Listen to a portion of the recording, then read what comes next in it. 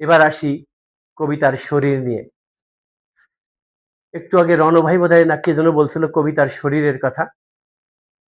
কবিতার শরীরের কথা বলতে গিয়ে আমি যদি মানব শরীরের কথা বলি, আজকে আমরা এখানে এসেছি। আসার আগে বহু জনে বহুভাবেই ভাবছে আজকে এই ড্রেসটা পরবো। আজকে পাঞ্জাবি না, শার্ট গায়ে দেব। ওই যে লাল ক্যাপওয়ালা ভাই কত সুন্দর একটা শার্ট পরে আসছেন। এখানে উজ্জ্বল হয়ে আছে। তারপরে আরো ওই যে পিছনে হলুদ একটা শার্ট গায়ে দিয়েছে, কত সুন্দর। এরকম বিভিন্ন জনে কিন্তু আমার শরীরটাকে তার শরীরটাকে সাজানোর জন্য বিভিন্ন রকম অলংকার দিয়েছে। আমি যদি এই অলংকারটা না দিতাম, আমি কিন্তু আগে পরে আসতাম পলো শার্ট। আজকে আমি ভাবলাম আমি সাদা শার্ট গায়ে দিয়ে যাই, কারণ আমার এখানে দু একটা পশম পাক ধরেছে। তা ভাবলাম যে ওটা আমি দেখাবো না। তাহলে কি আমি আমার এটাকে কিন্তু এই অলংকারটা দিয়ে ঢেকে ফেললাম। কেউ আবার এখানে এই আপা সুন্দর ধরেন ড্রেসটা পরে আসছে, আপা আপনাকে বলছি খুব সুন্দর ড্রেস পরে আসছে, কারণ আমি একটা অনুষ্ঠানে যাচ্ছি, আমাকে উপস্থাপন করব সুন্দর করে। তাহলে আমরা কবিতার মধ্যে সুন্দর সুন্দর অলংকার দিয়ে কেন আরো সুন্দর সাজাতে পারবো না? এই অলংকারের মধ্যে কবিতার শরীরের বিভিন্ন ফ্যাশন মানে বিভিন্ন বস্ত্রের মধ্যে আছে অলংকার, উপমা, উৎপ্রেক্ষা, পরাবাস্তব, আরো বিভিন্ন কিছু আছে, রূপক। ঠিক আমরা আমাদের শরীরকে যত সুন্দর করে সাজাই, কবিতাকেও যে যত ভালো করে সাজাতে পারবে সেই কবিতাটা তত উন্নত হবে। আমি আবারও দুটো নাম বলি, সাইদ সাদি এবং রাকিব রহমান। রাকিব রহমান দেখেন দুটো কবিতা পড়ছিল, আমরা কিন্তু কবিতার মধ্যে চলে গিয়েছিলাম। তাহলে দোষটা কাদের? আমাদের, যারা রচয়িতা। আমরা ভালো লিখব। এইবার রণ ভাই অনেক সময় বলে যে ছন্দ বিষয় নিয়ে কথা বলার দরকার নেই, কিন্তু এখানে আমি ছন্দ ব্যাপারে অতটুকু বলবো না, কিন্তু এইটুকু বলি অন্তত সহজ করে, যে যেহেতু আপনি এত সুন্দর করে ড্রেস পরে আসছেন,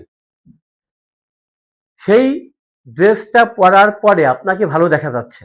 আপনি যদি হাঁটার সময় এলোমেলো করে হাঁটেন, তখন আপনার সেই সৌন্দর্য নষ্ট হয়ে যাবে। তাহলে হাঁটতে গেলে যে সুন্দর করে হাঁটতে হয়, এটাই হচ্ছে ছন্দ। আপনি যদি হাঁটার সময় একটা স্টেপ নিলেন 3 ফিট, আর একটা স্টেপ নিলেন 2 ফিট, এরকম করে হাঁটেন, তখন দেখবেন কি হিজিবিজি হয়ে যাবে। মানুষ অনেক কিছুতেই ছন্দ মানে তার অজান্তে। তার মধ্যে অন্যতম হচ্ছে তার দৌড়ানো আর হাঁটা। কেউ অছন্দভাবে তালহীনভাবে হাঁটতে পারবে না, হাঁটেও না, কোনো মানুষ হাঁটে না। একজন খোঁড়াও মানুষ যদি হয়, সে কিন্তু তার ওই ওইভাবে রিদমে হেঁটে হেঁটে যায়। ওই রিদমটা, ওই হাঁটাটা, ওটি হচ্ছে ছন্দ। অর্থাৎ আমি আমার লেখাগুলোকে সুন্দর করে করার পরে, অলংকার দেওয়ার পরে যে গতিতে হাঁটবো, এটাই হচ্ছে ছন্দ। এবং ছন্দ যদি থাকে, ছন্দই সব না, কিন্তু ছন্দ যদি থাকে, তাহলে ওই পথটা সবচাইতে সমৃদ্ধ হবে।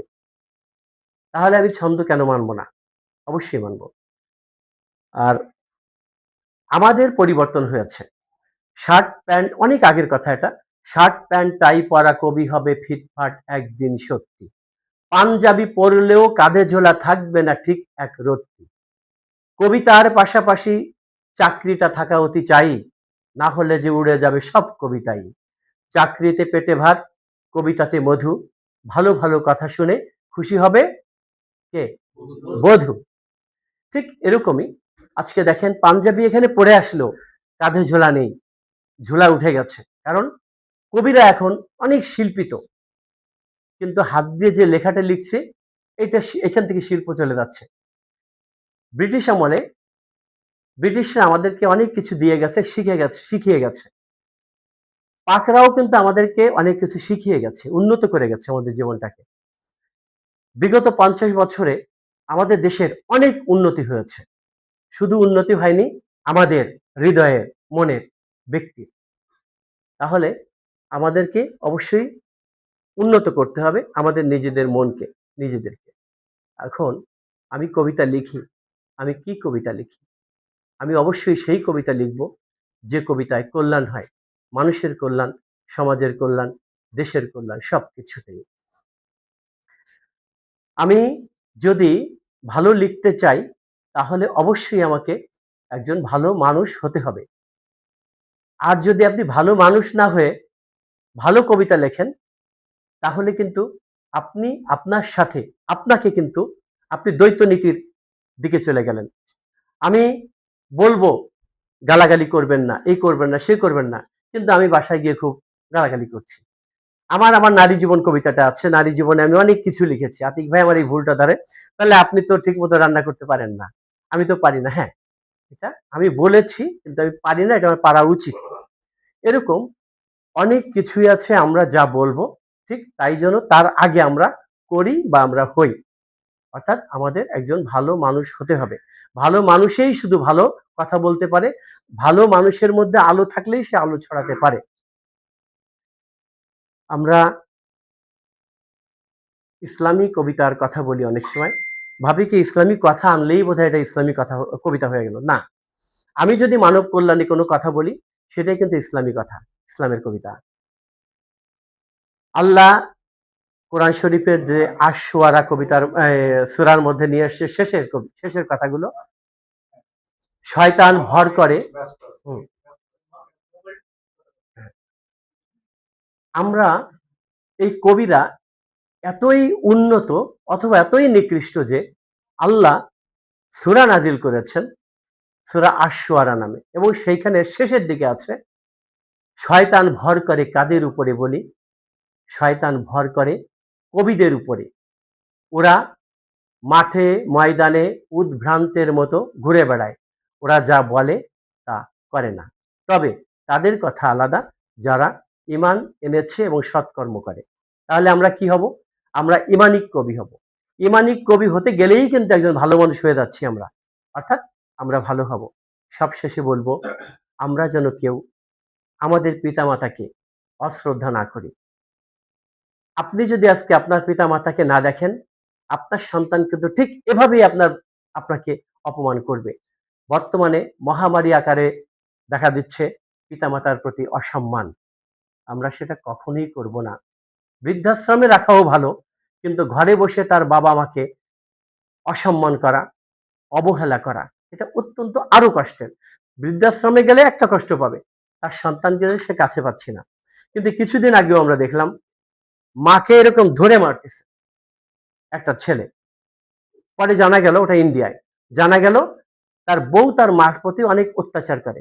বউকে খুশি করার জন্য সে বউয়ের সামনেই মাকে মারল। যে মা আপনাকে এত আদর করে বড় করেছেন, আজকে সেই মাকে আমরা ঠিকমতো দেখি না। আর বাবার কষ্ট, এটা বাবা তো কোনোদিনও কোনো জায়গায় ভালো সম্মানটা পায় না। মা তার সন্তানকে তার দিকে আনতে পারে, কিন্তু বাবারা পারে না, কারণ বাবাদের মধ্যে কোনো আড়ষ্টতা থাকে না। সে কোনো প্ল্যান করে কোনো সন্তানের জন্য কাজ করে না। চাকরি করে, টাকা দিয়ে দেয়, ই করে। আর মা করে কি? তার সন্তানকে যদি নাও পড়ে, মা অত একটা বাধে না। যদি সন্তান অমানুষ হয়, তাহলে সবচাইতে বাধে হচ্ছে যার, সে হচ্ছে বাবা। বাবার গুরুত্ব এত বেশি যে আল্লাহ তো রাসূল সাল্লাল্লাহু আলাইহি বা আল্লাহ তো মায়েকে গুরুত্ব দিছেই। কিন্তু বাবার যে ৩ ভাগের ১ ভাগ, সেই গুরুত্বের কথা বলে শেষ করা যাবে না। আজকে আমি এতটুকু বলে শেষ করলাম। যারা কবিতা পড়েছেন, তাদের কবিতা নিয়ে আমি বলেছি মুস্তাকিল ভাইকে যে আমি তাদের কথা বলব না, আমার কিছু কথা আমি বলে দেব, আপনি কবিতাগুলোর কথা বলবেন।